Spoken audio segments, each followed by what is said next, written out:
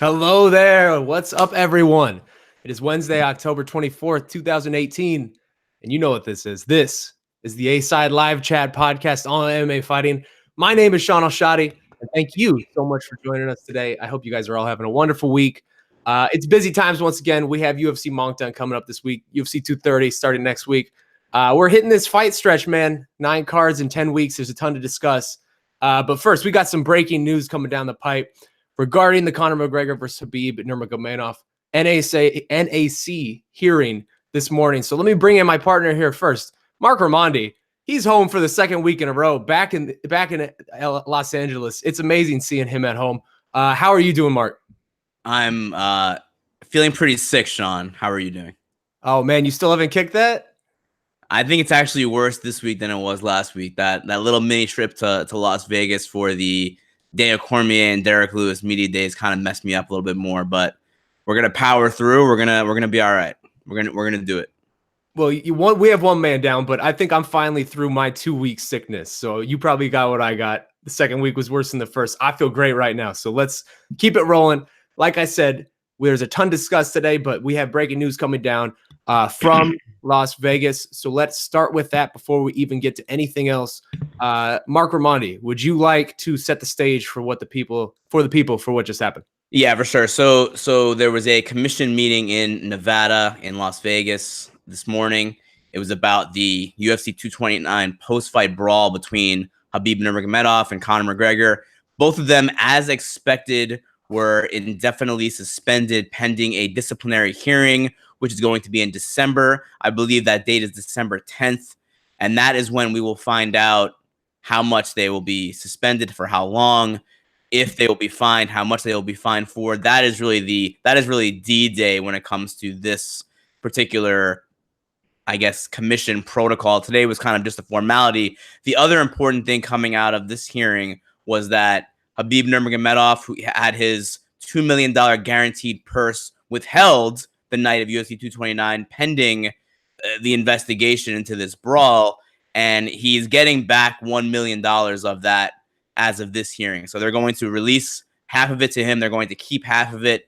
And again, the rest will be kind of pending what they decide to do on December 10th at the kind of ultimate hearing in front of the commission. And that's going to be really the big one. Today was kind of just a formality. It was just kind of another step in the protocol, but that's it. And there was a few other notes coming out of it. One of the things that was said was Anthony Marnell III, who is the chairman of the commission. He said that had he seen some of the videos that have come out since that incident, he would have also withheld Conor McGregor's purse, which was $3 million, his guaranteed purse with the commission. He also would have withheld that.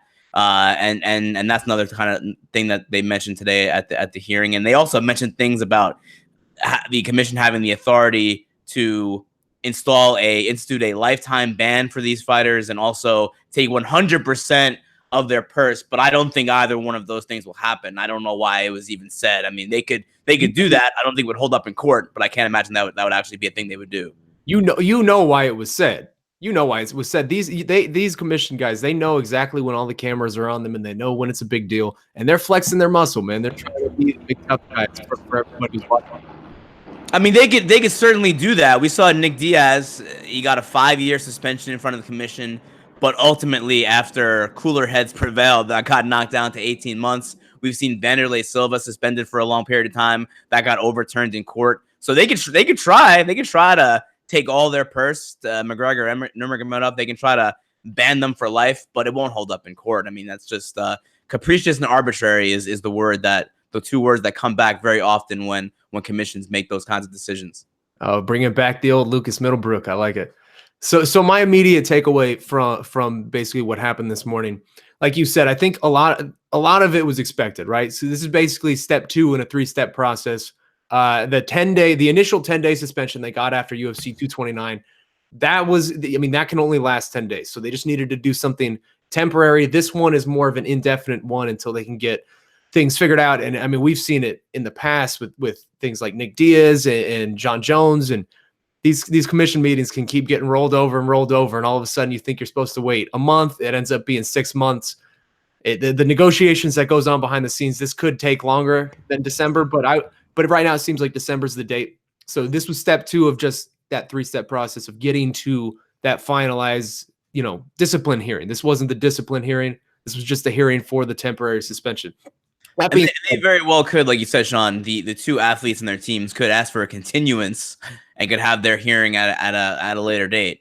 It doesn't have to be December. That's the date that the commission is targeting to have it at, but it doesn't mean that it actually has to happen on that date. And also one other thing too that I want to mention, Anthony Marnell, the chairman, said that he would like Nurmagomedov and McGregor to both be there in person, which is not always the case for some of these hearings. He wants them to both be there in person, which is another kind of interesting note because they're going to be in the same room again for the first time since UFC 229. Won't that be something? Again, these commission guys, they know exactly what they're doing. They know that would be a spectacle, and they know that we would all be watching that. They're very acutely aware of that.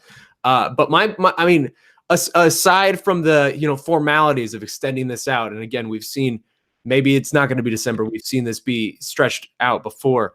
Pay the man his money. What the hell is going on at this point, man? Pay the man his money.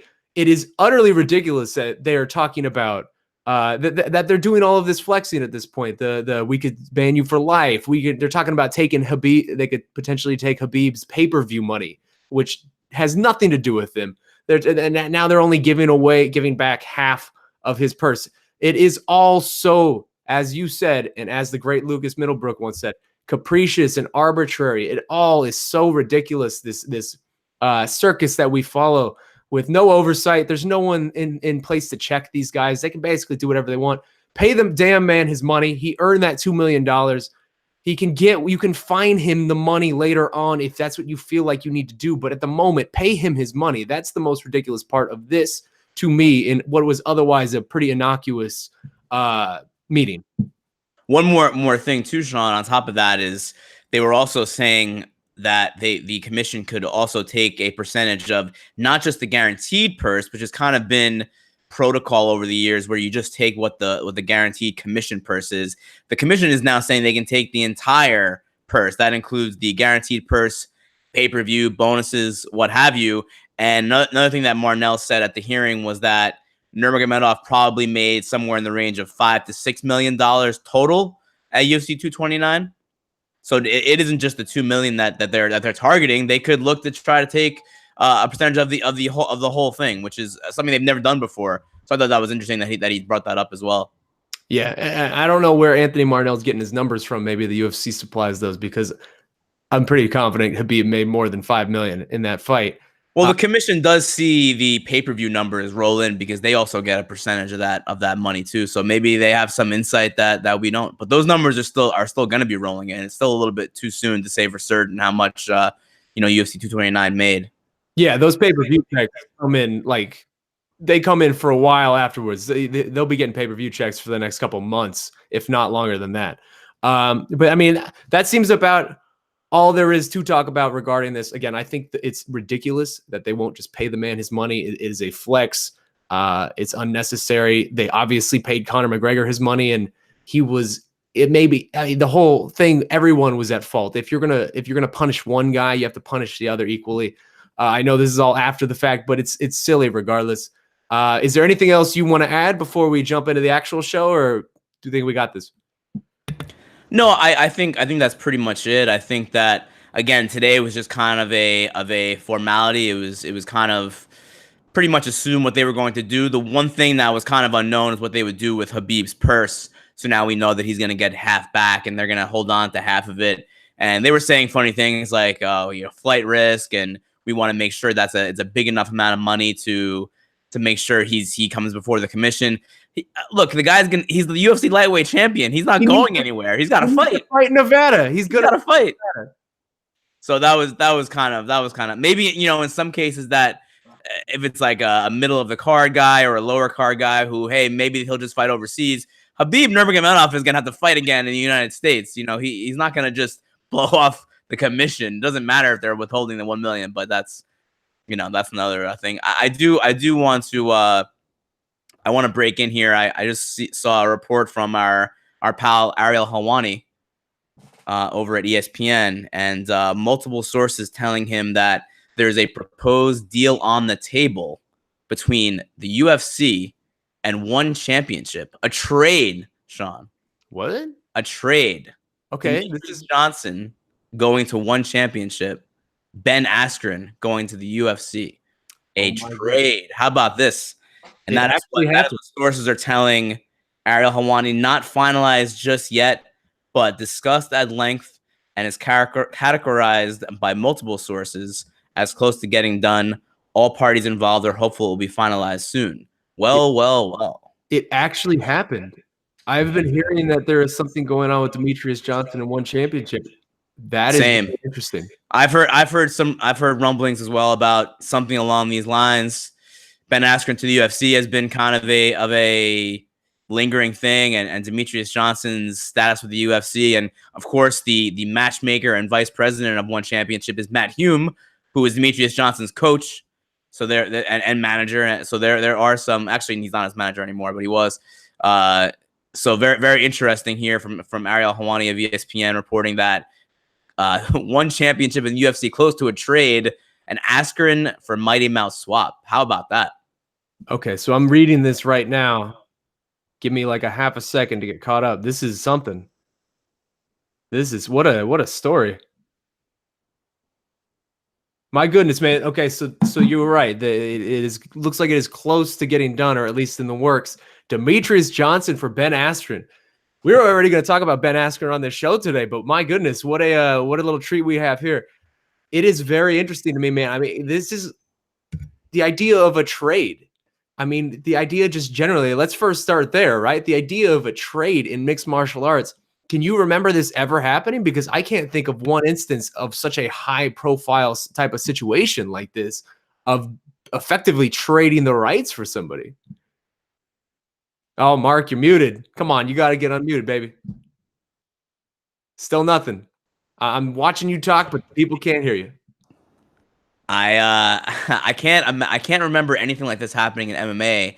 And as long, I mean, I don't see an issue with it as long as both and all parties involved are okay with it. As long as Askren is good with going to the UFC, which it seems like he is, and Demetrious Johnson is good with going to ONE. Isn't it funny that before UFC 227, one of the things that Demetrious Johnson mentioned, what he would like to do in his MMA career is travel the world and challenge for different belts all over the world. And I think he might have even mentioned ONE Championship in that pre-fight interview. So very interesting stuff here. Groundbreaking historical news coming out today from ESPN. ONE and the UFC trade partners. I didn't even know you could do that. Again, this is relatively unprecedented. I didn't know that was actually a thing. I'm sure it's not an actual trade in the trade sense that we think, right? Where I'm trading you Mikal Bridges for LeBron James, that type of thing. Please, let's make that deal. But it's not something like that. It's more of like, we're going to allow this guy out of his contract. You can sign him. You allow him out of his contract. We'll sign him, that type of deal. But man, we were just talking about this 2 weeks ago on the show. We were asked about rumblings of the flyweight division, whether it was imminent that is going to go away, losing a man who has basically been the linchpin of that division since its inception. And not only losing him, but basically giving him away. That signals bad signs to me about the health of the 125-pound division. The UFC is interested in it moving forward. Does it not for you? Oh, yeah. I mean, this probably means that the 125 division is kind of on borrowed time right now. I don't know if it'll even be a thing in a few months, which is unfortunate. But we'll wait and see. We'll see how it plays out. It's interesting to see where and what Demetrious Johnson does at ONE. And ONE is making moves. Eddie Alvarez signed last week. They're about to possibly get one of the best pound for pound. Look, he's one of the best pound for pound fighters of all time. And if this does hold up and this trade comes to fruition, as Ariel Helwani is reporting, ONE Championship is going to have an elite pound for pound. He'll be the best fighter in ONE history if it does go through. So that's fascinating. And on the other side, you have Ben Askren coming into a welterweight division that is stacked. There are multiple interesting matchups for him. He wants to fight Khabib Nurmagomedov. I mean, it's a fascinating move on both fronts. Yeah, I mean, who right? I'm actually looking it up right now. Who is ONE's flyweight champion? I know they have different setup for their divisions. So every division is a little bit up. But who is currently ONE's flyweight champion?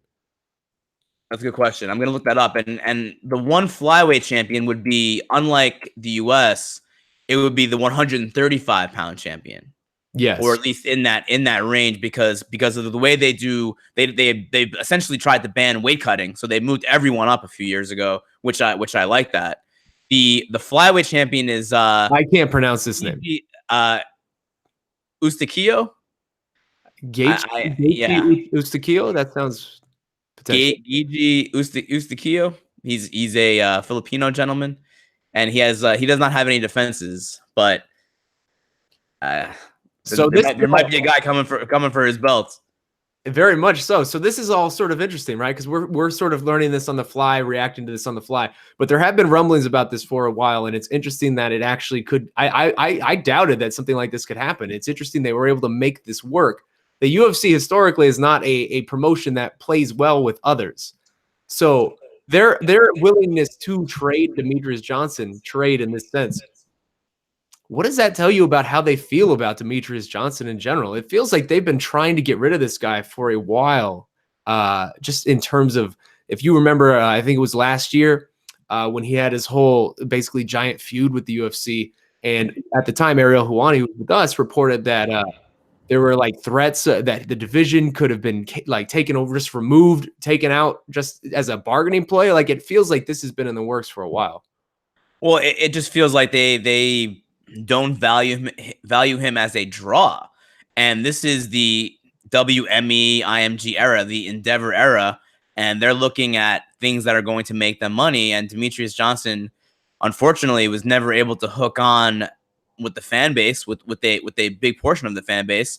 And you could say that's his fault. You can say that that's the UFC's fault. I think there's probably blame that can go all the way around for that situation. And what they're doing is essentially jettisoning what was probably somewhat of not expensive in the grand scheme of things, but maybe expensive for what they felt like they were getting back, the rate on investment, and bringing in Ben Askren, who maybe could be a draw. People are interested in Ben Askren. There's intrigue there. Certainly there's intrigue. And maybe they felt like the Demetrious Johnson ship has sailed with them. And maybe he wants the same thing. Maybe that's what he wants. I don't think he was all that happy with the UFC. He gets to go to ONE Championship and fight for Matt Hume, his coach. Yeah, the matchmaker is his coach. So it's a very interesting situation. And his teammate Bibiano Fernandez is basically the longest reigning champion in the history of that promotion. And also, I feel like they would fight each other. No way, they would never fight each other. Oh man, that would be amazing. That would be a really good fight. Also, I feel like the UFC's repeated insistence on making or wanting Henry Cejudo to immediately jump up to bantamweight. That's all we've heard of in terms of his next fight has been that bantamweight title fight. That's another signs on the wall, writings on the wall of what could be the fate of 125 pounds. So that would be unfortunate. But I will say, me and you, we've talked about this in past shows, one of the biggest hangups for making a 165-pound division for the UFC has been that they can't add another division at this point. They just are not. There are not enough shows to be able to roster that many fighters and give those fighters the required fights that they need. If you lose 125, opportunities there to make 165 if somebody ever wants to. I know Dana White is very resistant against that, but the opportunity would then be there. Yeah, absolutely. I don't love the idea of losing the 125-pound division. Personally, I find the division very entertaining. I still think it's a work in progress, and it has not reached the level that it could reach. And maybe it could under someone like Henry Cejudo. But if losing 125 means we get 165, that could be a net win. It could be a net win. I don't know what they're going to do yet with 165 and 170 and 155, and it seems like a little bit of a jumble, but it could 165 will certainly be a bigger money drawing division. That championship, that title, will be a pay-per-view headliner type title, whereas 125 has not really been that type of draw. Shaun, we have a guest on the show. Is that not correct? She just could not stop. She was trying to get in some camera time. All right, you little ham, get out of here. New member of the A side. Evie, my new personal assistant, just will not stop bothering me. She's really all about this Demetrious Johnson news. So I guess they're the same weight class. So hey, she might be a little heavier than that. last thing before we get to the actual questions, we still haven't even been able to get to some questions because of the craziness of this morning. Ben Askren now, with him going to the UFC, I think this is something we'll address later on in the show too, but what kind of matchups could be available for him, man? He is a grappler's dream if you're looking for those type of matchups. If you could get him against GSP, Tyron Woodley, that they would never fight because he's effectively one of Tyron's coaches. But GSP, Khabib, my goodness, man, there are so many interesting matchups for Ben Askren in the UFC, and he is a hell of a talker that can start himself some feuds in there if he wants to. This is something I've wanted to see for a long time, him in the UFC. If this is what it takes to get there, that would be something. I want to see Ben Askren versus Damian Maia first. Oh, goodness. Khabib would be the one for me. I really want to see that. But Damian Maia would be so good. That the weight difference would be a thing. The weight difference would be a very big thing in that. But oh my goodness, man. I mean, Askren doesn't. I mean, he doesn't cut that much to 170, but I mean, Maia's been a 170 now for quite some time. Yeah. Well, hey, let's get the actual show started. We're already like 30 minutes in. We haven't actually been able to answer any questions. So sorry about that, guys. But this has been a little bit of a whirlwind this morning. As always, just we got to say it, but this is your show. We'll talk about whatever you want to talk about. Ask us a question below on the MMA Fighting page. We will try to hit as many as possible. I know we're already a little bit deep into this. Or you can ask us a question on Twitter using the hashtags the A Side or Chat Rappers. A replay of this podcast going up immediately following the show on YouTube, audio only version on SoundCloud and Stitcher. There also might be some movement on the iTunes front. Who knows here? We will get you that news when it comes. And let's do the damn thing, Marc. Let's talk to this MMA Fighting fan and dive into some questions. First one coming up from the MMA Fighting page comes from a loyal listener, Lodovic, who asks, Kevin Lee versus Al Iaquinta. Hi, guys. Could you talk about this fight from a what's at stake perspective? It seems like this is a perfect fight for Kevin. Not only can he avenge his loss, but he can also send a message to Khabib if he beats Iaquinta more convincingly. But for Al, there doesn't nearly seem to be the upside. He can beat a guy he beat already, who just lost and then missed weight. Don't get me wrong, I think Kevin Lee is a beast, but Al might not get the credit he deserves if he beats him. I was a little surprised he took this fight considering how vocal he is about the trajectory of his career. Your thoughts? Thanks a lot. Good to see you again. It's wonderful to see you too, Lodovic. So, Marc, Kevin Lee versus Al Iaquinta, headline in the last Fox show of the entire UFC on Fox run. That's coming later this year, I believe in December. What are the stakes for that for you? What are you looking at? I don't think that Kevin Lee is a bad fight in terms of stakes for Al Iaquinta at all. Yes, Iaquinta beat him, but that was 4 years ago. That was 2014. Kevin Lee was 22 years old, I believe. Kevin Lee is now considered one of the top 5, at least, lightweights in the world. So a win over Lee now for Iaquinta does way more than it did back in 2014 when they fought for the first time. Lee only has 2 losses since that loss to Iaquinta, and they came against Tony Ferguson and Leonardo Santos, where he got caught. But he's 10-2. He's 10-2 since then. He's fought for the interim title, and he's a guy that people are talking about fighting Khabib Nurmagomedov and matching him wrestling for wrestling. So certainly a win over Lee for Iaquinta would be a very big deal and would kind of get him back up in that conversation in the mix at lightweight, which is just a loaded division right now, and we don't really know what happens next. But no, I think it's a big fight for both of them. It's kind of that next tier in line because we imagine that Ferguson is next for Khabib. We don't really know what's next for McGregor. We also have Justin Gaethje waiting in the wings somewhere along the lines. We have, of course, Kevin Lee and Iaquinta. They're kind of right there in that mix. So yeah, a win in that fight is enormous, and you do it on Fox. You do it impressively in front of that national TV audience. It could pay dividends for both of them. Yeah. I agree with the writing of the initial question in one respect because it is a big fight for Kevin. I mean, he can avenge that loss to Al, like you said, which came all the way back in 2014. He was a far different fighter then. I think he was like 21, 22. Like he was a really young guy at that point in his career. He can also add another top 10 scalp to his resume and really but I guess my favorite part of this though is he can really start doubling down on this gimmick that he is starting to create of getting Khabib's leftovers. And he has been chasing Khabib for a while. He's one of the only guys who has wanted any part of Khabib for a long time, even before he was champion. He finished Edson Barboza in his last fight, something Khabib wasn't able to do. Obviously, he had 2 more rounds to do it. But now if he can do the same thing with Rage Now, he can really just dive full bore into that whole I'm beating these dudes better than you did gimmick, which is something I could get into. Like that's fun, that's original. Like he can go down that path. But I will say I agree with you that I disagree with the assertion of the original post and that there's nothing in it for Al, because you have to remember he's still generally like on the periphery of the lightweight top 10. Like he's number 8 right now, maybe. I think he's number 8 for whatever that means. These rankings don't mean anything. But his last actual win was Diego Sanchez. Then if you remember, the Khabib fight was more or less like luck and circumstance than anything. He was supposed to fight an unranked dude, Paul Felter, in that fight at UFC 223. So this is a massive opportunity for Rage now. Like Kevin Lee is a legitimate top 5 lightweight. And a second win over him would vault Al immediately into that sort of discussion with the Dustin Poiriers of the world, where you're really just one good win away from a championship picture type of fight. So this is a huge opportunity for both of them. And I'm honestly a little surprised, that Al got this opportunity, because the UFC tends to bury guys who play hardball with them. But hey, man, good for him. I am looking forward to that one.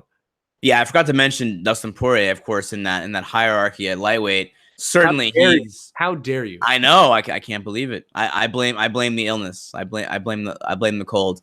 So I think that the winner of Lee and Iaquinta could possibly, the winner of that could face Poirier maybe on the same card as a Khabib versus Ferguson as a backup fight. Again, Gaethje's in that mix too, but Poirier already has a win over him, so it's a possibility. I mean, it's a huge fight at lightweight, and anything could happen in that division. I mean, it is stacked. But if one injury happens, Iaquinta fought for a title in April, so you never know. Putting yourself in that position is the key. Yeah. All right, man. Let's move on. What's next? So we got a question from I don't even know how to. The commenter's name is BL with 4 O's with umlauts over it. So I don't know how you're really pronouncing that, but I was really looking forward to you trying to pronounce that. That's why you kicked it to me, isn't it? You wanted to see me struggle. You gotta use your brain, Marc. All right. From this guy, how likely is a Conor McGregor Nate Diaz trilogy right now?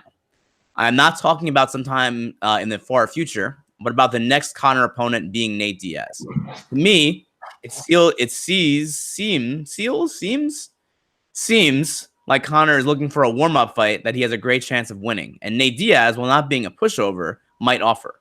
As a bonus, it would sell a lot of pay-per-views, which is something the UFC seems always on the lookout for.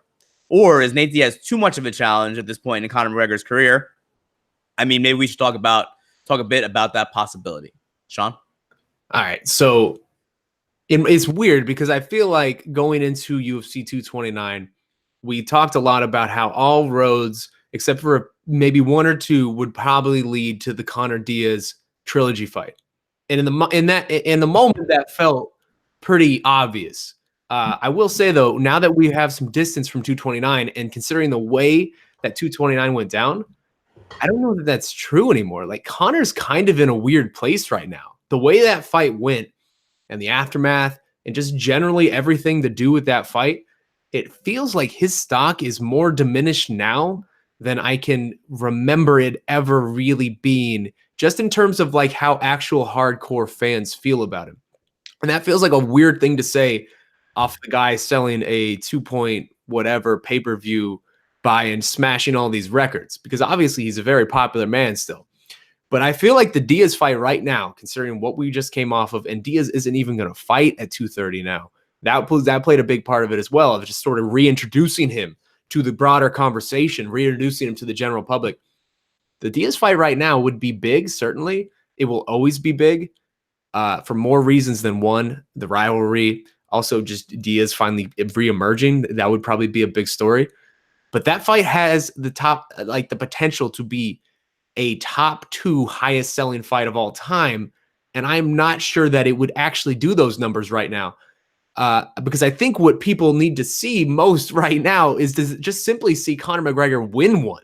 Like think about it, right? Like it's been not since 2016 have not only like us as hardcore MMA people who just go crazy over this stuff, but like generally the public who like will buy the Conor McGregor fights over, most fights.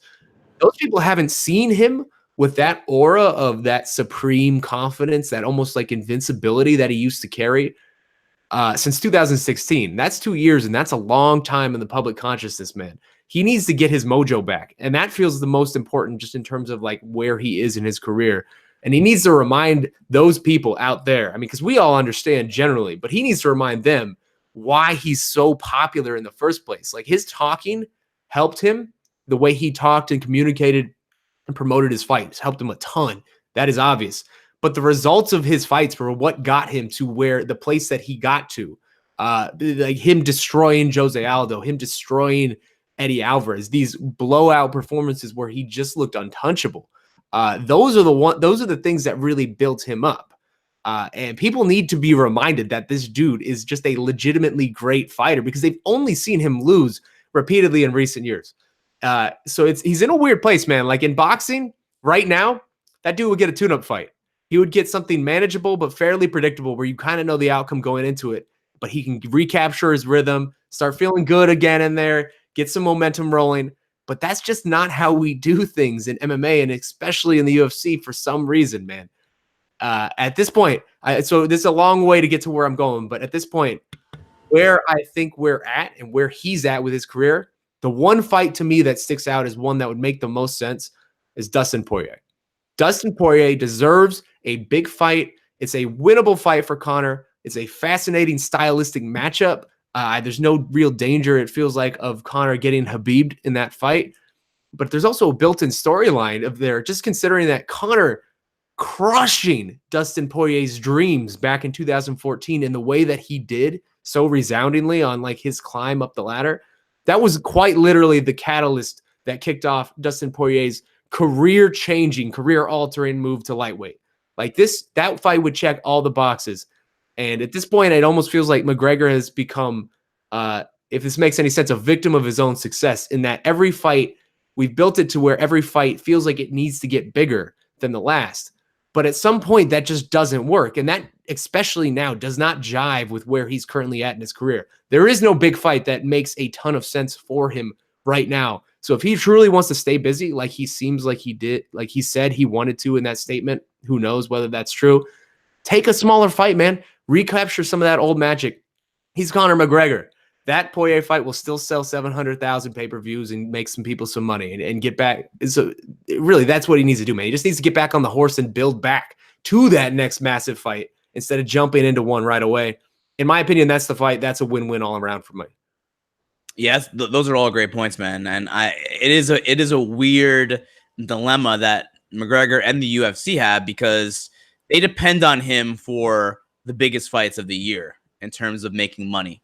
So he's going to be in a pay-per-view main event. It's going to have to be someone who is an adequate B-side to generate close to 1 million buys. That's what they expect out of him. On the other hand, he does need a win. He does need a win. Like you said, in boxing, this would be a tune-up fight. This would be a showcase fight. It would be a fight that someone like a Canelo would go in there and win with relative ease. The odds would be stacked in their favor and they would win and they would move on to the bigger money fights. That is not what the UFC has done historically. So the question is, what do they do with Conor McGregor right now? Nate Diaz, to me, that fight's a coin flip. You have no idea. No one has any idea who wins the next one. The first one, Diaz finished McGregor. The second one was extremely close. McGregor edged it out by majority decision. If they fight a third time, I have no idea who wins. And that's a very risky proposition to have McGregor lose again to Diaz, who has not fought in 2 years, who is not a ranked lightweight. He's not really, I mean, I think he's a top lightweight, but he's not really ranked in that hierarchy that we spoke about before. He's not up there. So it would be a very risky fight to have him go out and possibly lose to Diaz, who is not one of those guys. I think at that point, you almost kind of lose Conor McGregor and whatever he is in terms of the broader, bigger guy. At that point, you kind of lose him forever because people have then seen him lose 4 of 5 fights, right? Because you got Diaz, and then you have he won the Alvarez fight, but then you have Mayweather, Nurmagomedov, Diaz again. 4 of 5 losses. That would, I feel like that ruins sort of this aura that makes him so special for the general public at that point, forever. I think there is definitely something to that. I think that there is one interesting fight, and I know you're gonna think that I'm crazy. There is one interesting fight that I think that if it's done, they could, even if he loses, they can still tell the story that there were circumstances, and that fight is Anderson Silva. That fight is Anderson Silva. I think that if they were to meet at a wacky catch weight of 177 pounds, something like that, and they fight each other, it's a big fight. It's a main event type of fight. It's one of the greatest of all time, who is obviously past his prime now in his 40s, against McGregor. But it's intriguing because Silva is a much bigger man. He's long. He's a great striker. He's so just listen. Would you hear me? Would you hear me out? No, man. It's a person who has fought successfully at light heavyweight. So what? Lightweight. That's what I'm saying. It's a fascinating fight from that perspective. If McGregor wins that fight, it's like, wow, he beat Anderson. He beat a massive Anderson Silva. He finished him, so it gets him back on a winning track. If he loses that fight, then you could say, well, he lost to a guy who's enormous. So of course he lost to that. This guy who fought at 205 sometime in his career.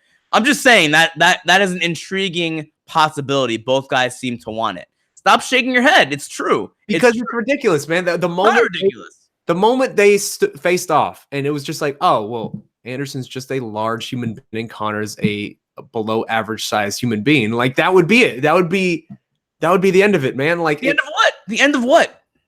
Who would be? Who wouldn't be interested? I don't know. I think everyone would be interested. Are you crazy? Everyone would be interested. Face off and would be like, holy crap, how the hell is McGregor going to beat this guy? It would be fascinating. Everybody would be interested in a Conor McGregor fight no matter what. Do you know what's more interesting than him versus Anderson Silva? Him versus actual people his size that are very good, like a Dustin Poirier or anybody else in the lightweight division. But I'm saying if you're looking at risk versus reward, I'm saying there are a lot of minefields in that lightweight division. Whereas Silva, if you lose to him, you lost to a giant human being. That's what I'm saying. At that point, are you just going the circus fight route with Conor McGregor? That feels like you're doing him a disservice of whatever his legacy could be. It's still Anderson Silva. But it's a circus fight. One of the GOATs. It's a circus fight. Hell yeah. Yeah, so was Floyd Mayweather.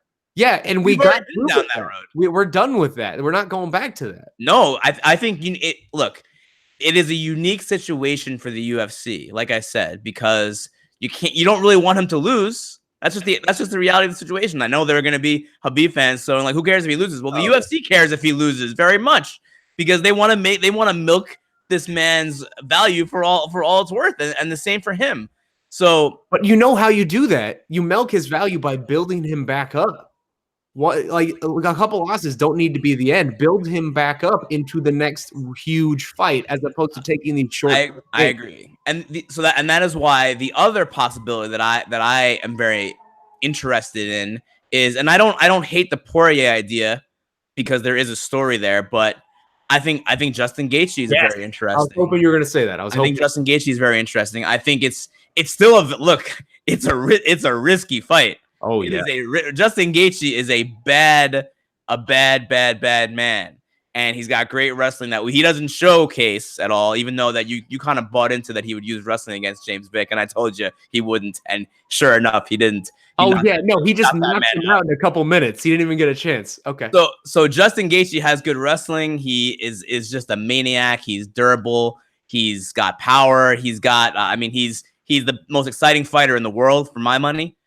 I think that would be a phenomenal fight. Could McGregor lose? Absolutely. Will it be an exciting fight? There's no way it wouldn't be an exciting fight. And McGregor could win, and win impressively, possibly, because Justin Gaethje is the kind of guy that both guys kind of end up looking good in his fights. Yeah. It happened with Eddie Alvarez. It happened with Dustin Poirier, where Gaethje lost and those guys won, but all of them kind of came out looking good. So that could be a possibility for McGregor, but the risk is then you lose to a guy who's already lost to Eddie Alvarez, who's already lost to Dustin Poirier, a guy who's a little bit further down the rankings. And that's why I submit Anderson Silva to the equation. I'm going to ignore the last sentence you said, and I'm going to echo the Justin Gaethje sentiment, because if it's not Poirier, I hope it's Gaethje, because that, just on a pure style matchup, that would be amazing. That would be an incredible fight, because there would be we talk about Justin Gaethje's wrestling and jest, but like, you know, that he would make a point to make that a striking fight just for everybody in the history of MMA to watch it. And the lead up to that fight would be so fascinating, man, because the way Justin Gaethje relishes people, relishes the violence, relishes the chaos, relishes all of this. Just the idea of getting in a fist fight with a man who hits hard, the way he relishes all of it is so unnatural and serial killer-esque. I love that. I think that would be such an interesting dynamic for Conor to try to play off of on the lead up to whatever. Poirier or Gaethje, those would be my two. The question, of course, though, remains is are those big enough names for McGregor? Because, like you said, every McGregor fight now at this point has been over the top huge. He's fought big draws already, and say what you go about Khabib Nurmagomedov, that fight was a big draw because Khabib was there too. It wasn't just the McGregor show. Oh. That fight did 2.4 million pay-per-view buys or whatever it did because of that man as well. So it wasn't just McGregor against any old person. It was important that Khabib was the B-side and that was the other guy there. So that is the question the UFC has, and it is a hell of a dilemma. And I think they made a big mistake when they brought Ronda Rousey back and had her fight Amanda Nunes off the bat. I thought that was a horrible mistake. Rousey loses to Holly Holm. She's away for a year. Doesn't do any media. Doesn't speak to anyone. Obviously, took the loss very hard, and then she comes right back into a title fight against an absolute destroyer in Amanda Nunes, and she gets knocked out in 48 seconds. I thought that was a horrible mistake. I thought that there should have been some kind of a tune-up fight for Rousey coming back, a contender fight, and that's the kind of the situation that they're looking at here with McGregor. If they put him back in there against Khabib, which I still think does an ungodly amount of money, of course, it makes a ton of money on pay-per-view, of course. It's still the biggest fight. They could put him against Nate Diaz, and those are risky propositions where you could have a Rousey situation where he comes back, doesn't get a tune-up fight, and he gets finished, and then we don't know where McGregor's star power is at that point. Yeah. I mean, I generally agree with what you're saying. I guess my last sentiment, I'll echo what I said earlier. The spider. I know that at this point it's been an escalation. It's been a continual escalation, but it cannot do that. You cannot perpetuate that forever. At some point, you have the escalation stops, and you got to just either level out or take something lower. And this is that point. This is that inflection point. If they go to try to continue the escalation with a circus fight or the rematch or something like that, the UFC risks losing whatever made Conor McGregor this big of a draw at that point. I mean, him continually losing in bad fashion like that would be devastating for the UFC. I mean, we don't care because we don't have ownership of the UFC, but for the UFC, it would be devastating. If they're trying to repurpose his career and bring him back, you got to take a down fight now. Like, that's just how things go. He's lost 3 or 4, including the Mayweather fight. You got to take a down fight. There are options there at lightweight. It's the deepest division. And no matter what, you don't like a Conor McGregor fight again will sell 700,000. You don't need to hit over 1 million every time. Mayweather didn't hit over 1 million every time. Canelo doesn't hit over 1 million every time. There are down fights to bridge the gaps between the mega fights. Everyone can't be a mega fight. Yep. Let's move on to BCG. We'll go over this very quickly. BCG 347 from the MMA Fighting comments. And I just want to throw this to you, Shaun. The Lakers-Rockets brawl. Yes. Did you score the fight for Chris Paul or Rajon Rondo? Is Shaun looking forward to seeing LeBron get his first win as a Laker tonight? So I'm going to address the second part of that first. I am so unhappy and miserable that the Lakers are coming to Phoenix 0-3. LeBron is really just out here, obviously in need of an unfurl the loaf type of game where he's just going to teabag my entire state right now. And I'm not looking forward to this game tonight because we are reeling. We've lost 2 straight very badly after our amazing home opener. That's not going to be fun. I'm not looking forward to that. But if we could send LA to 0-4, that would be amazing. That would be super delicious. I would love that. The brawl. I know you don't care about basketball, so I don't know if you saw this. You probably saw it, Marc. I saw it, and I love basketball, but I just haven't followed it in a few years now. Yeah, that was like my original sport. I love basketball. It's just Don't have time. I gotta cover all things combat sports. You got to invest hours upon hours into New Japan World. I understand. And But that's much more important than the NBA. I will say, my quick thoughts about this brawl is that Chris Paul is a punk, man.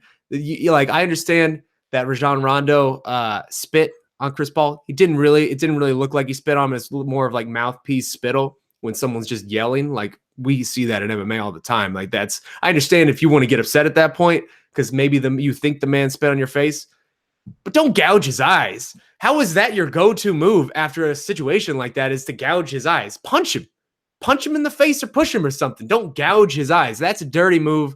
That was some BS. I didn't like that one bit. And I like Rondo just saying, F this, I'm not going to deal with that, and landing that first shot. And it was kind of a nice shot. I dug it all around. And then you got Brandon Ingram coming out of nowhere, just throwing like the longest jab in the world from like 10 feet away.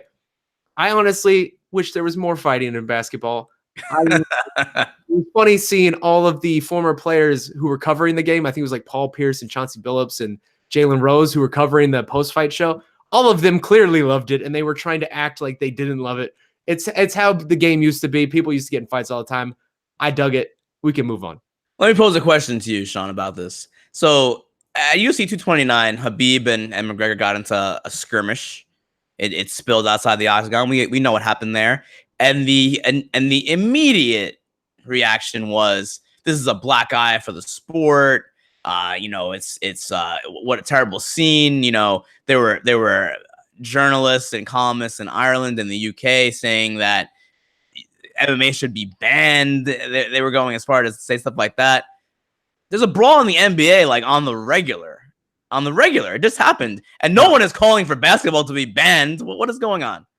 I don't know about on the regular. I feel like most NBA brawls are just dudes being like hold me back, friend, hold me back. And nothing actually happens. The fact that actual punches got thrown on this one was pretty rare. Like I very rarely do punches get thrown, and even rarer do punches get landed. But again, I dig it. I'm just a sucker for violence. I like conflict. If a fight breaks out, I watch it. Like, I'm just into it. The all-time king, of course, is still my man, Ron Artest. Queen's Zone, Ron Artest. He is still the man when it comes to NBA brawls. I mean, him and Jermaine O'Neal punching the poor fan out who's standing there doing nothing at the Malice in the Palace. But like, hey, Bridge. Let's go. Let's move on. So we went long at the beginning with the breaking news. We have about 40 minutes left. Let's try to speed round the last few MMA fighting questions, and we're going to hit up Twitter. Yeah. All right. We've already, there is a Ben Askren question from Dizzy Dwarf, but I'm pretty sure we've kind of covered all the Ben Askren stuff, with the possibility of a trade as reported by Ariel Helwani with the UFC for Demetrious Johnson. So we'll move on to Granulous 1 from the MMA fighting comments. Is 165 pounds the wrong number for the right reason? The UFC wants to keep their legacy welterweight division intact. So why do we insist on calling for the specific number at 165?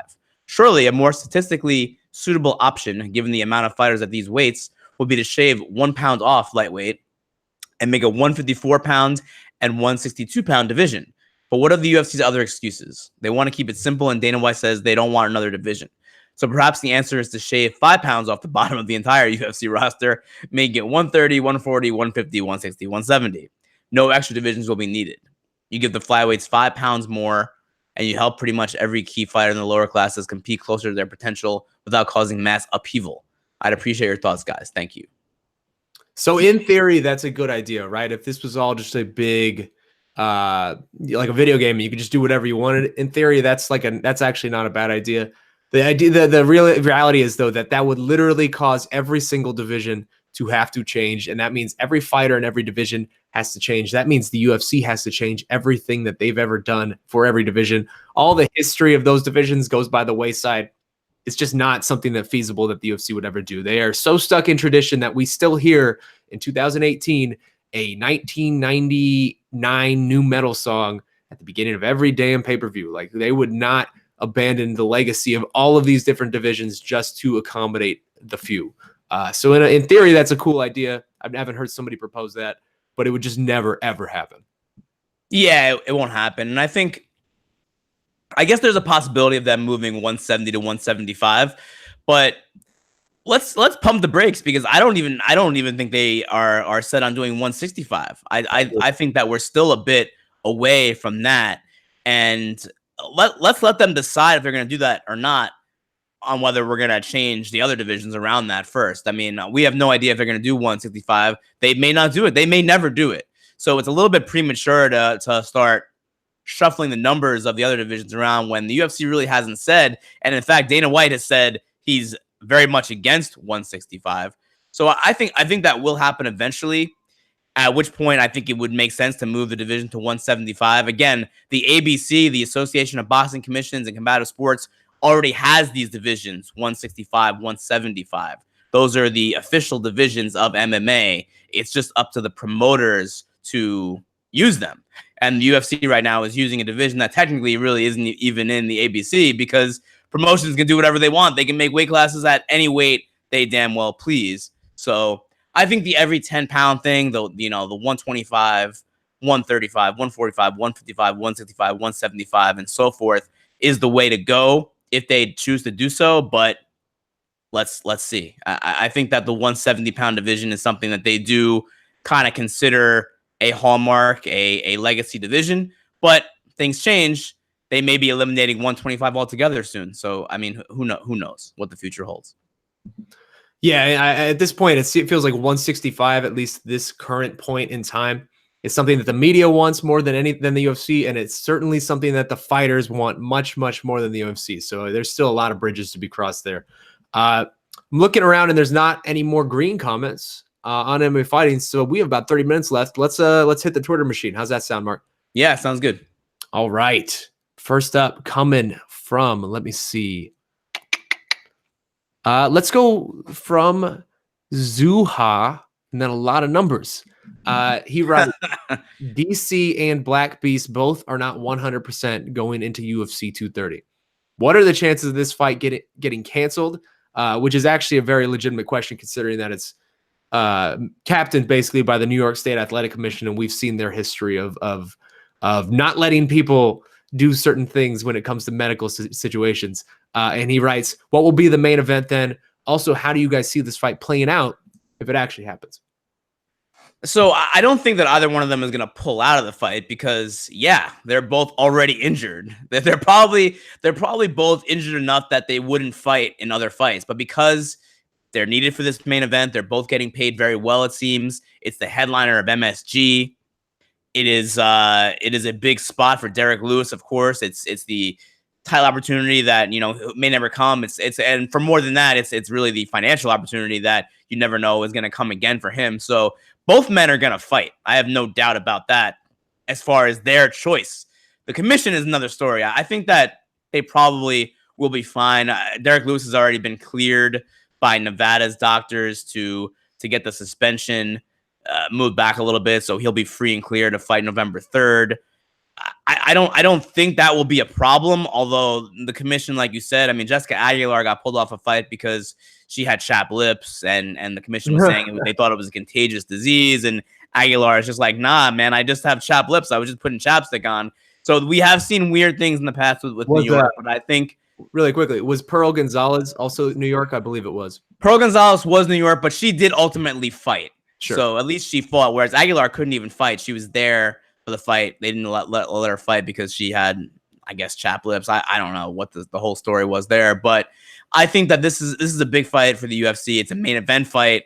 I'm willing to say that if Jessica Aguilar was in the main event and she had chapped lips, she probably still would have fought in New York, I'm sure. So I think this fight will go through. I'm not really worried about that. And boy, does this card need that fight to go through, because it has had the damnedest time staying together. As far as how this fight will go, I mean, DC is the heavy favorite, of course. Even with the messed up hand, the wrestling and the cardio will be in his favor by a wide margin. I think he'll out wrestle Derek, and I think that he'll certainly out cardio him. I don't know how long it'll go, but I like DC in this fight. Of course, I think most people would. Yeah, I agree with a lot of the sentiments that you said. I think generally, they better damn well hope that fight goes through, because if that fight doesn't go through, that's basically a fight night. Like, it's not even a UFC on Fox show at that point. It's a fight night. with what they have lined up. I think Rockhold. Wait, what's the one behind it? Is it Jacare Weidman, right? Well, yeah, Weidman Jacare. Yeah, that card has been hit by so many damn injuries. If you took a snapshot of what it was a month ago compared to what it is now, it is bizarre to look at, man. It is bizarre just how different those cards look. So it would be a really big blow for the UFC if that fight fell through. I don't think it will, though. I agree with you. I think generally, I think that would be a heavy step for the New York State Athletic Commission to take. I don't think they'll go that far and try to take one of those guys out, even if neither of them are 100%.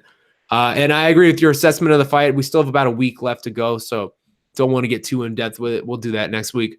But Derek Lewis, the one most fascinating thing about this, man, is how many times have we seen Derek Lewis on the brink of exhaustion, barely able to stand, and still pull out that Hail Mary punch? If Derek Lewis is staring down the barrel of a 50-41 scorecard, and there's 10 seconds left in the 5th round, he is still in this damn fight, and that is fascinating on a lot of levels because DC hasn't really faced somebody like that.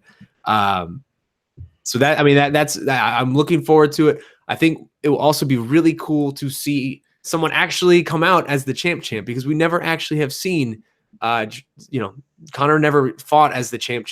DC will be coming out as both dual division champion. He'll be the first person to defend a title as a champ.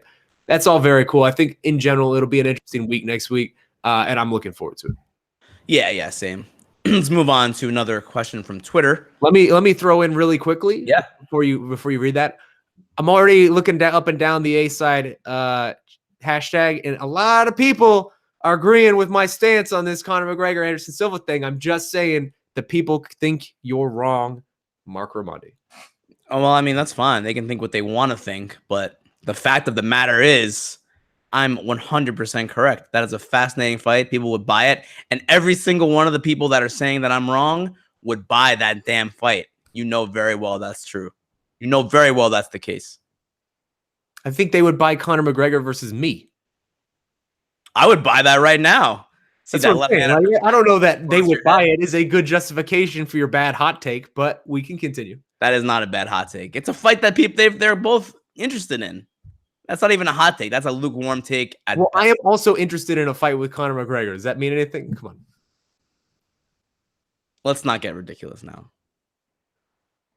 Moving on from Waleed Ahmed from Twitter. I'm not sure if Tough is over with the Fox deal, but can you see a Dana White's Tuesday Night Contender Series Russia versus the rest of the world type format on Fight Pass /ESPN, capitalizing on Khabib and MMA talent from that region? Keep up the great work. So basically he's asking about specialized versions of Contender Series. Yeah, like Russia versus the world or Dagestan versus the world. Yeah, I mean, I think that's certainly a possibility, and probably sooner rather than later, right? Like we've already seen the Contender Series broach out into like a Brazil Contender Series. I know they have plans of doing other sort of localized versions of the Contender Series. I think they're going to follow a lot of the same formula that they did for the Ultimate Fighter in diversifying that brand as much as possible, because it's very obvious to them and to all of us that they kind of hit on something with that formula, right? Like we all enjoy Contender Series. I enjoy those cards a lot more than some fight nights. Like just in general, it's a nice formula. I'm sure they'll diversify it until, it just gets too much and we just consider it like we do Tough now. But I would not be surprised if that we get that sooner rather than later, some kind of country versus the world, or, some kind of like theme type of versions of Contender Series. I'd be totally down with that. How about Dagestan versus Ireland? I'm into it, man. Let's get all the members of AKA and all the Russian teams and Dagestani teams versus SBG. Let's just go full out with this. I mean, I would watch it. I certainly would watch it. Same. Let's keep going on Twitter. This is coming from Adam Bosco, and this is actually right up your alley, Mark. He writes, the new rules of MMA try to clarify what is needed for a 10-8 round in the attempt to make them more common. And I will add, they were somewhat successful, although I feel like that is still way underutilized. But back to what he's writing, he says, did they do the same thing for 10-10 rounds and effectively trying to clarify what is needed for a 10-10 round? No. Short answer, no, they did not. 10-10 rounds are heavily discouraged by the ABC and also by certified judge trainers of the ABC, like John McCarthy and Herb Dean. 10-10s are discouraged. They feel like you should be able to give a winner. If it's a 5-minute round, you should be able to give some kind of a winner. And of course, the criteria is number one criteria is damage. That's the impact, damage, whatever you want to call it. The person who has the most damage should win the round 90% of the time, I think, something along those lines. And then it moves down to, of course, effective aggression, and then octagon or cage control. But remember, damage is the first tier. So you have to first decide who had the most damage. And if you can't come to a consensus in your brain as to what who did the most damage, then you move on to effective aggression. So it's a tiebreaker. And then cage control is just the third tiebreaker. It's like when you're in the NFL and you're going to like what the divisional record, essentially.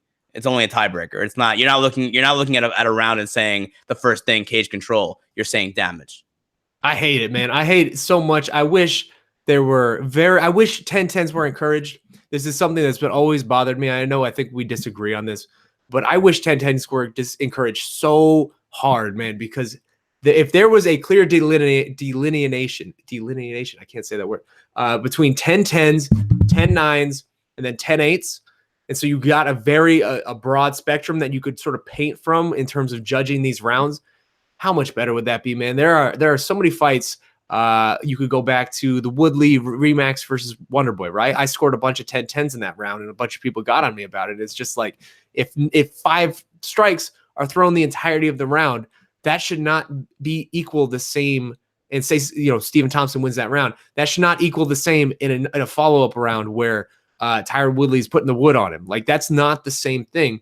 And the fact that is designated as the same thing and encouraged to be the same thing, that 10-10-9s and 10-9s, that's what you use. That's the reason we get so many bad calls in MMA, because there are only 3 rounds. So one round is so much more important than it is in boxing. If there were 10-10s, 10-9s, and 10-8s, and it was encouraged and very clear of what each result really encapsulated, I feel like we would get a lot better judging just generally in the sport. Because if a round is very close, I'd much rather give it a 10-10 than go to some arbitrary metrics like cage control and aggression and all of that. That's very silly. If it's not clear who should win that round, that should be a 10-10. I see what you're saying, and I don't necessarily disagree. I just feel like if you're looking at it as the tiered system where damage is the number one thing you're looking at, and then only if the damage is completely equal, then you move on to effective aggression, and then only if that is completely equal, then you move on to cage control. I still feel like in 99% of rounds, you should be able to determine a winner. If there's 5 minutes of people fighting, you should be able to determine a winner if you look at it from that structure. I think it's when people look at it all as a whole, as if damage and cage control and aggression were all equal. I think that's where people get confused and say, oh, just a 10-10. But I think if you look at it in that tiered structure, it's a little bit easier to determine a winner in 5 minutes of fighting. Are there times where, yeah, the damage is equal, the effective aggression is equal, the cage control is equal? Yeah, there are those rounds. I think there's a handful of those rounds every year in the UFC. And then I'm in favor of giving a 10-10. But I think if there's 5 minutes of fighting, look, the issue with rounds in MMA is never going to be corrected, because you can win around 10-9 by that much, by nothing, or you can win around 10-9 by a great deal, by really tuning up your opponent. That's just how it's always going to be. It's the same way in boxing, except you get a 10-8 if you knock your opponent down.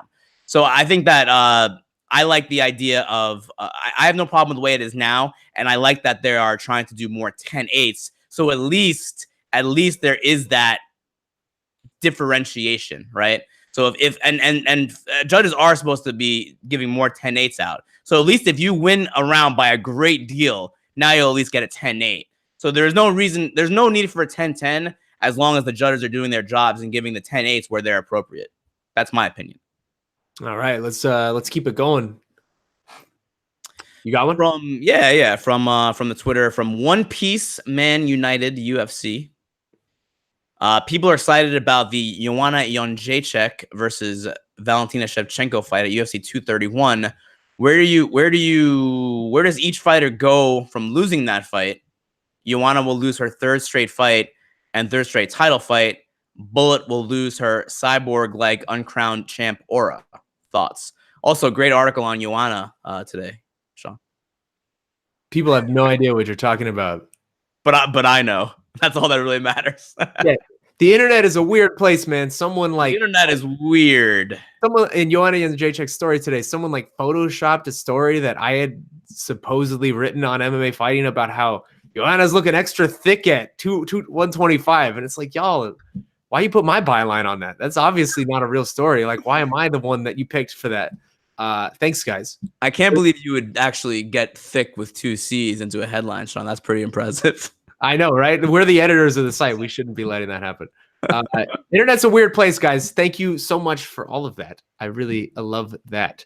Anyway, yes. What do you think? Where the loser of that fight is in a tough spot? Where do they each go? Do you think if they lose? Man, this fight cannot come soon enough. I'm gonna be in Toronto with our own Alexander Lee for that fight in December, and that it cannot come soon enough. The stakes for that fight. Even take away all of the other outside stuff of Joanna and what she's done and Valentina, what they've done in the stylistic matchup and all that. The stakes in that fight are tremendous. Like our own One Piece Man United UFC said here. Because if Joanna loses, that's her third straight fight. That's her third straight loss. That's her third straight title fight loss. She's already lost a lot of that aura of invincibility that she sort of had when she was in the midst of her really just dominating strawweight run. This feels like a reinvention of herself, and if she is able to be successful against Valentina, a woman who is very much considered the best flyweight in the world despite not having this title, I feel like that would be a sizable upset, and that would really rejigger how people feel and think about Joanna. Because at this point, I think she's lost a lot of her just in the general, again, like I said, the aura that she once had. But if she is able to pull off a win like that, she all of a sudden vaults back up to the Joanna champion, Joanna Violence, all of this stuff that people used to think about her before the Rose Namajunas series. It would really just reinvent and restart her career in such a phenomenal way. And it would be, I think it would kickstart a really good rivalry with her and Valentina. That being said, if Valentina wins, that division then becomes, it's sort of like Demetrious Johnson with 125, right? Where it's, who can meet this person? Who can match this person? Because Valentina is going to be favored in every title fight after that for a while. She's going to probably be talked about as one of the best pound-for-pound fighters in the sport. It feels like we're just waiting for her coronation to really have that conversation. The stakes in that fight are utterly tremendous, and notwithstanding the history those two have and the stylistic matchup, that one can't come soon enough. I am really looking forward to that. And Marc Raimondi now he's back. There he is. You went missing on me for a second. I need to get more water. I'm dying over here. We've been talking for over an hour. What are your thoughts on that fight? So, I mean, I think that the question is about what happens if either one of them loses. So my thing is, even if Joanna loses to Valentina, I still think there is a path for her at 115 if she chooses to go back there. Because let's say Rose Namajunas fights Jessica Andrade sometime in early 2019, and that's pretty much the expected next title fight in that division, right? Let's say Andrade wins. Well, guess what? Joanna has already beaten her. So even if Joanna loses to Valentina, she can still make a claim to be the #1 contender at 115. So I don't think it does that much to her as far as the loss goes, because she's moving up a division. Valentina is the bigger woman. She has wins over her in other combat sports and in Muay Thai. As far as Valentina, if she loses, I disagree with the fact that she has a cyborg-like aura, because she's only fought one time at 125. She's lost fights before. We've seen it. She lost to Amanda Nunes twice. I mean, but she maybe not cyborg, but she definitely has an aura of someone who is unquestionably, at least in people's minds, the person, the woman, the #1 person in that division. I think so, but there really is not the resume to back that up yet. I mean, that I think that could come, and I certainly agree. I think that she is the best at 125, but I don't know who wins this fight, of course. And if she loses this fight, I think there'll probably be a rematch sometime down the line. I think Valentina probably beats a lot of the contenders. But it's an interesting division. There are some interesting names in there. So Jara Eubanks against Roxanne Modafferi is going to be next week at UFC 230. There's still the Jessica Eyes of the world, the Caitlin Chikagians of the world, who are fighting each other now. And they're fighting each other. So I mean, it's a really interesting. I still think Joanne Calderwood has a chance to be up in that conversation at some point. Jessica Rose Clark. I mean, it's a pretty interesting division. So I think that Valentina, if she loses that fight, she just goes back into the division, tries to build her way back up to a Joanna rematch, which I think would be a really big fight. So I don't think it doesn't really derail either one of them with a loss, because consider the opposition. They're not going to be losing to a chump. They're going to be losing to one of the best women's fighters in the history of the sport, most likely. Yeah, I generally agree with what you're saying, although I will reiterate, I feel like it's a similar thing like we're seeing with Conor, where if it becomes more common for people to see Joanna losing than winning, even though this one's a difficult one in a new weight class where she hasn't fought, I think there is a resonating effect from that, where if people are more used to seeing you losing than winning and you used to win a lot. Then she should fight Anderson Silva next. I was going to literally say that. We've seen it with Anderson. We've seen it with guys, the Diaz brothers, maybe more so Nick than Nate. But if people are used to seeing you lose rather than win, there is certainly an effect there. She did beat Tisha Torres in her last fight, which I think did a little bit to rehab her reputation a little bit. And you know what? Mentally and emotionally, she still carries herself like a champion, which also goes a long way. And if you notice, I mean, her social media game is just off the charts, man. I mean, the way that she has marketed herself digitally has been as good, if not better, than any other fighter. And I don't know what her numbers are, but she's becoming much bigger in Poland. I feel like she has reached a plane on social media that a lot of other fighters in the UFC who may be considered bigger draws haven't even reached. Yeah. Well, hey, we are running low on time. Let's get one more. Nah, we're good. We can go all day. Let's get one more from the Twitter machine. This one's coming from Tragic Bronson, who writes, loyal listener Tragic Bronson. He writes, Khabib's figure four leg lock seems to be one of the main tools that his opponents struggle with. Now that we've seen other guys start, using the technique. Ryan Bader versus Mitch Rion is his example. Do you think this is a trend? Do you see this as a new trend in MMA? Will more guys start adding this to their arsenal? And I want to add before you start, Mark, that when he says figure four leg lock, I don't think that's what he means, because that's like a wrestling technique that definitely, like a pro wrestling technique that definitely is not what he's talking about. I think he's talking about like the trapping of the both legs, and using that as sort of a crutch to be able to work from there, which seems terrifying. The trapping of the legs, and also the far side wrist control, which we've seen. Well, I think Cain Velasquez was really the first person that I saw, at least in my memory, to utilize that against Junior Dos Santos, I think, and maybe in a few other fights. It's a very effective technique for wrestlers.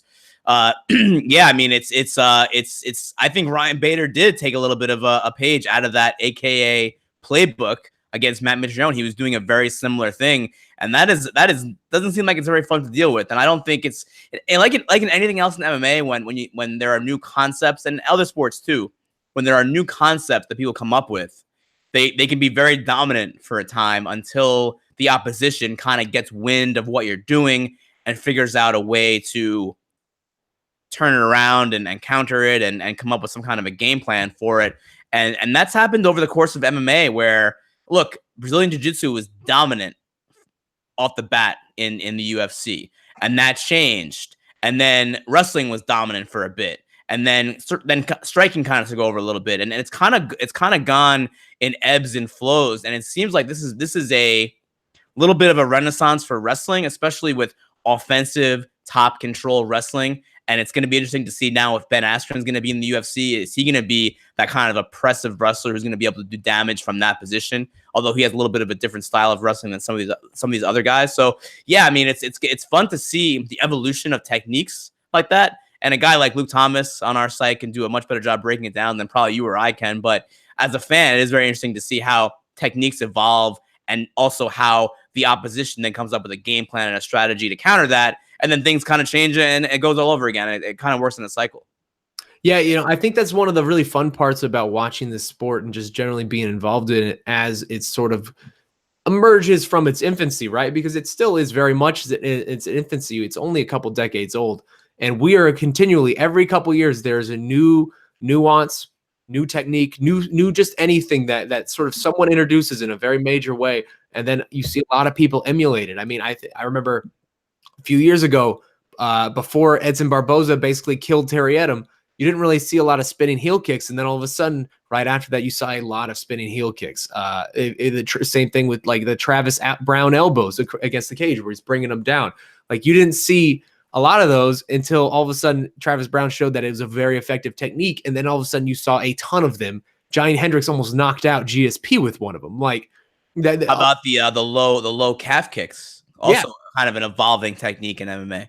Exactly. You see these things sort of introduced one at a time, and all it takes is one person to really implement it in a way where everybody else watching goes like, oh, that's a thing. I can use that, and sort of swipes it for their own toolbox. The Khabib double, I don't know the technical name of it, but really trapping both legs, and then like you said, the far side wrist lock. That is such an incapacitating position. He is able to do so much from that position, and the ease with which he reaches that position.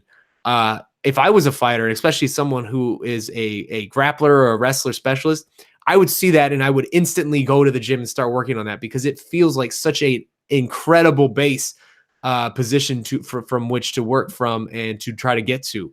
And like you said, it seems terrifying to be trapped like that. I mean, I've been trapped like that in jiu-jitsu, but nobody's trying to punch me in the face when I'm doing it. So that seems like a different thing entirely. So I love this, man. This is one of the reasons we love the sport, is really seeing these slow evolutions in real time, where in baseball, it's been around hundreds of years, right? In football, it's been around decades, and in the NBA has been around forever. So those sort of changes are very incremental, and they happen very slowly. Whereas with our sport, it can happen overnight, where just one person sees one thing and all of a sudden it's everywhere. I love it. And we've seen it from the very beginning, because it's such a new sport. So there are probably things that happened. I mean, in baseball, they were using like leather, old like gloves, and in football, they were using like leather helmets. Like we're actually at the forefront of the evolution of MMA. We're seeing it in our lifetimes, and it seems like it's happening exponentially quick compared to other sports, because we're in the generation that we're in with technology and so forth. So it's one of the, like you said, one of the cool things about MMA is to see how these things have evolved over a very, relatively short amount of time. Yeah. All right, man. Well, we are running out of time. Let's get to the promo.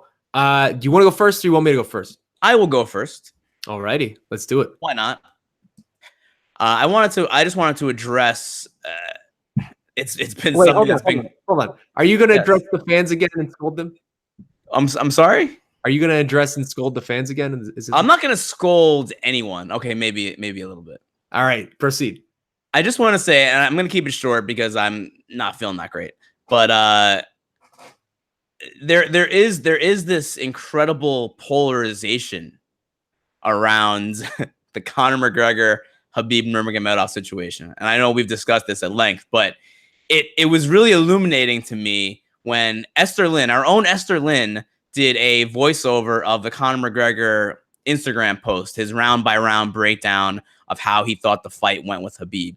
And all she did was overlay her voice narrating the Instagram post by McGregor over photos of the fight that she took.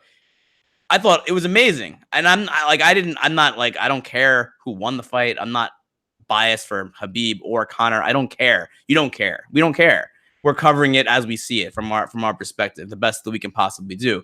And so is Esther. Who more than Esther, who takes photos and shows all of the emotions of fighters pre and post fight without bias every single time for like a decade in this sport. She was being accused of being biased for Conor McGregor, even though there were photos that she used in this piece that contradicted what McGregor was saying in the Instagram post. But they probably just didn't listen or watch that video. So it's just a weird polarization of fans. And I've never seen this before, where sides have been divvied up so fiercely and so sharply.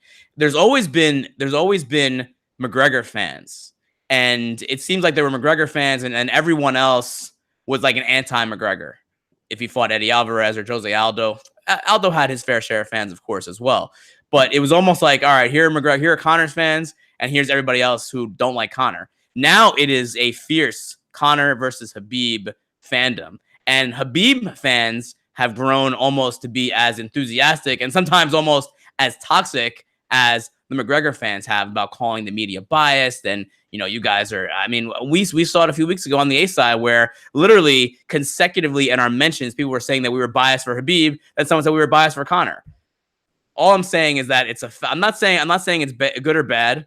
I'm just saying it's a fascinating time in MMA where we have that polarization. It almost feels like politics. It almost feels like Republican versus Democrat, where you've already picked your side, you've dug your heels in, and that's just how you're going to be. And both sides are accusing the media of being biased for the other side. So it's just a weird, crazy time. And I know that the rematch is not. Most people feel that Tony Ferguson should be getting the next fight against Khabib Nurmagomedov. People in the know, people in the sport on the inside feel that way, that Ferguson deserves it, and he does. But man, if and when that rematch ever happens between McGregor and Nurmagomedov, that is a fight that could approach a Floyd Mayweather type number, because the enthusiasm on both sides and just the fervor on both sides is intense. It's like palpably intense, and I've never seen it like that before in my time covering this sport. All right, well said. Before I start mine, I want to make a note of something I've said a couple times. I've repeated a couple times on today's show, and I'm getting corrected on Twitter correctly. She's correcting me correctly from Genevieve Flynn, who wants me to point out that I've said repeatedly that Conor would have been in danger of losing 4 of 5. That is incorrect. I was forgetting the Diaz win, so it would be 4 of 6. I'm sure I said that a couple times. That is what happens when you're biased for Khabib, Shaun. Yes, now I'm just biased for Khabib. How dare you? So thank you for correcting me. That is what happens when I was forgetting that one. So my promo for today, I want to talk a little bit about this week, right? Because this is the beginning of a crazy stretch we have really to end 2018. 9 cards in 10 weeks coming up. It's a pretty amazing slate, honestly, when you look at the fights that are coming up and within the cards and just generally what we have to look forward to. And it starts this week with a card really no one's talking about, UFC Moncton. We didn't get a single question about it today, even though it was in the headline. So it doesn't feel like it's getting any buzz at all. It's flying pretty hard under the radar. And it's understandable. It's not the deepest card. It's got a couple gems on there. But I want to talk today about the man headlining the event, Anthony Smith. Yesterday, I had the pleasure of spending a little time talking with Anthony. Look for that feature coming up on the website, MMA Fighting, later this week. And first of all, let me say that man is one of the nicest people in the entire sport. He is an absolute gentleman. It is a pleasure talking to him. But what he has done in 2018 is really the stuff of storybooks, man. 5 years ago, he made his UFC debut after Strikeforce was bought out, and his octagon run lasted less than 2 minutes. He lost the first-round knee bar to Antonio Braga Neto, the immortal Antonio Braga Neto, and he was done. The fact that he even had the determination and the belief in himself to pick himself up, pick up the pieces of his career at that point, having gotten released from the UFC and slowly grind it out to get back here, is truly remarkable. And I mean, it speaks to something, because how many success stories do we really see from fighters who wash out on their first time? It happens. It's happened quite a bit in the past, but it is few and far between. You could count them on a couple hands. And so for this year, I mean, how does this year even, right? Like to continue this sort of crazy determination he has, how does this year start? How does 2018 start? It starts with him getting brutally stopped at a small show in Belém, Brazil, and seeing everything he worked for get destroyed. His entire streak, all of his momentum, everything he built at 185 pounds over those years trying to get back, gone. Now, 8 months later, here we are, and he is about to headline his second straight UFC event, and very legitimately could be the next up in line for the throne against the winner of John Jones versus Alexander Gustafsson. Think about that, man. He is fighting the number 2 guy in the division, Volkan Ozdemir. DC is leaving the division most likely, and Jones and Gustafsson are probably taking care of each other. There really is no one else. If Anthony wins on Saturday, he would have the most impressive claim. And that is incredible. The turnaround from February, where Anthony Smith is sitting in the locker room, beaten and battered in the bowels of a Brazilian arena far, far away from home at his lowest moment, to now, just 8 months later, on the precipice of actually achieving a well-deserved title shot at that point, if he is able to be successful on Saturday against one of the legends of the light heavyweight division, regardless of whether it's Jones or Gustafsson. That is truly, truly remarkable. MMA is so fluid, man. Things are always changing. But this is the type of magic storyline you really only ever see in our sport. I mean, hell, Volkan had a similar rise last year. It was different, obviously, in a lot of aspects, but he came out of nowhere. And Anthony Smith, man, I mean, stories like this are a part, as a journalist in this space, stories like this are a part of the reason this sport is, in my opinion, the best sport in the world. I truly believe that. Anything is possible, and within a span of 8 months, you see a guy. My dog is shaking my desk right now, scratching herself. In 8 months, you see a guy go from the lowest moment to really just almost the pinnacle, the precipice of the pinnacle. And I'd be lying if I didn't say I wasn't super curious about how everything's going to unfold on this weekend. So credit to Anthony Smith for sticking in there. I am looking forward to this Volkan Ozdemir fight. UFC Moncton needs some love. That's all. Good stuff, man. I like that. Anthony Smith is a pretty cool dude. I like that guy. He is such a nice guy to talk to. It's pretty crazy. But hey, that about wraps it up here for us. Do you have anything you want to say before we take off? Nope. Just I'll be in New York next week for the A-side for UFC 230. Hopefully we can get it done with the schedule. I haven't seen the schedule yet for UFC 230 media day or open workouts, but we'll figure it out. If it has to be Tuesday, maybe we'll do that. Or I could do it on Wednesday from parts unknown in Manhattan. We'll see. We'll see how it goes. All right. And then after that, I think you get a little break from travel. Is that right? Until, a little bit of a break. Until December. Until December, at least. Until December, yeah. I think that's a well-deserved break that your body desperately needs. I need more drugs. Well, everybody always needs more drugs. And on that, we're gonna end off for today's show. Thank you so much once again for joining us for an episode of the A-Side Live Chat Podcast. Today started out a little different, and there was some breaking news at the top, a double dose of breaking news. And if you were just catching this and you missed everything, you woke up late, Conor McGregor, Khabib Nurmagomedov, their punishments will be decided most likely in December. And the Nevada State Athletic Commission is holding 50% of Khabib Nurmagomedov's purse. And Ariel Helwani, our old friend, reporting that UFC and ONE Championship are in talks to do a trade of sorts, a blockbuster trade with Demetrious Johnson and Ben Askren. I'm sure we will have a lot more left of coverage of both those stories, especially the latter, on MMA fighting. In the meantime, keep it locked to the website. Thank you so much again for joining us, guys. We love you. We appreciate you so much for sticking with us. The replay of this is going to be up on YouTube, SoundCloud, Stitcher. Those are going to be up too. And I promise you, we haven't mentioned it for a while, but iTunes is coming. We are working on that. In the meantime, for Marc Raimondi, I am Shaun Al-Shatti. This has been the A-Side Live Chat Podcast. We will see you next week. See ya. Later.